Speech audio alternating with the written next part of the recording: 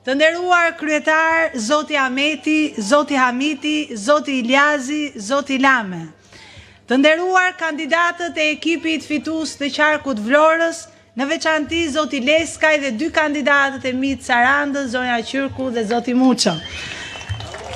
I dashur kryetari ynë, kryeministri i Arshëm, profesor doktor Sali Berisha, mirë se erdhe në Sarandën madhështore. Falemderit nga zemra demokratëve të 4 bashkive, Konispol, Fini, Delvin dhe Sarandë, që në shpirtin tuaj të zjarrt përfitore keni zbukuruar dhe mbushur këtë shesh sot. Fitore jeni njisha. Ne do të kishim dashur ndoshta ta bënim edhe ne takimin në një pallat sporti, por Saranda nuk ka një pallat sporti. Ndoshta do të kishim dashur dhe ne ta bënim takimin në kinoteatrin e qytetit, por Saranda e ka rënuar kinoteatrin dhe e bëjnë gati doktor për ta dhënë një kull të ketë fatin e teatrit kombëtar. Këta janë rënusit e çdo gjëje, shkatrojnë çdo histori, çdo tradit dhe çdo vlerë. Erdhi Edi Rama në Sarandë dhe foli kodra pas bregu. Foli për pagesa 30-40.000 euro, tha, për sezon. Ndoshta mendonte për trafikantët e drogës. Foli për gjoba për biznesin. Foli se si biznesi duhet paguaj afrofe, edhe kur i ka dyert e mbyllura, duhet paguaj 35% taksa dhe tatime, tha. Në Sarandë është bërë një shkollë e re, quhet Eko Campus, por ka 6 vjet që e mbajnë të mbyllur dhe nuk e kanë vënë kurrë në funksion të qytetarëve. Nxënësit e Sarandës mësojnë me 2 turne dhe në shkolla pa kushte minimale. Duan ta rëmbejnë dhe atë tokë, ta bëjnë resort dhe ta bëjnë me pishina dhe rezidenca. Spitali i Sarandës nuk ofron shërbim spitalor, kryhen vetëm ndërhyrje kirurgjikale nga ato elementaret dhe i dërgojnë të gjithë në Vlorë, në Fier ose në Tiranë. Pronat e qytetarëve, siç e tha dhe Jani, po rëmbehen nga grabitësit strategjik. I kanë vënë lapsit plazhit të pasqyrave, lëkursit dhe çdo zonë tjetër që është e lakmuar. Deti nga i qytetarëve po bëhet ekskluzivitet i oligarkëve. Ky është një vend i bekuar nga Zoti, po është ndëshkuar nga një qeveri grabitëse. Këte nga anët tona, kur duam të kërcërnojmë njeri, i themi hiq musysh se do t'jap një peshe.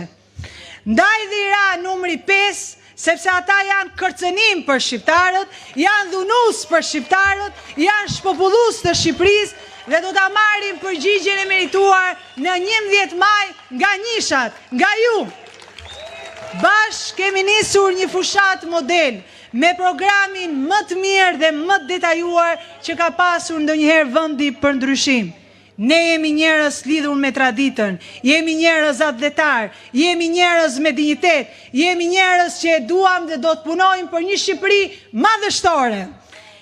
Ne i kemi shpjeguar çdo qytetari se do të vendosim minimumin jetik, se do të rishikojmë ndarjen territoriale, se do të rikthejmë institucionet, se do të investojmë në infrastrukturë, do të subvencionojmë fermerin dhe blektorin, do të promovojmë dhe do të mbrojmë monumentet e trashëgimisë kulturore, do të ndalojmë shpopullimin e qyteteve, do të rritim pagat, do të ulim çmimin e energjisë elektrike, do të ulim çmimin e karburantit.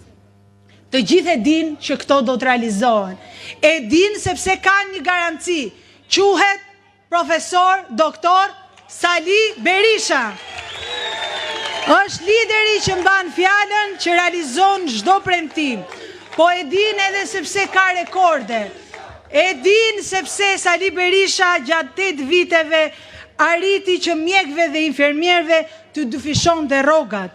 Ne kishim një mjek për 600 banor dhe lam me një mjek për 1100, më falë, në kohën tonë ishte një mjek për 600 banor dhe tani është një mjek për 1100 banor. Mësuesve ju dyfishuam rrogat, shtuam pedagogët në universitete, e quam në 11.600 pedagogë dhe tani ka zbritur përsëri në 6.000. Pensionet tona krahasoheshin me rajonin. patëm arritjet historike, liberalizimin e vizave, NATO-n, TAP-in. Mirë po, le t'i kthehemi qeverisjes lokale.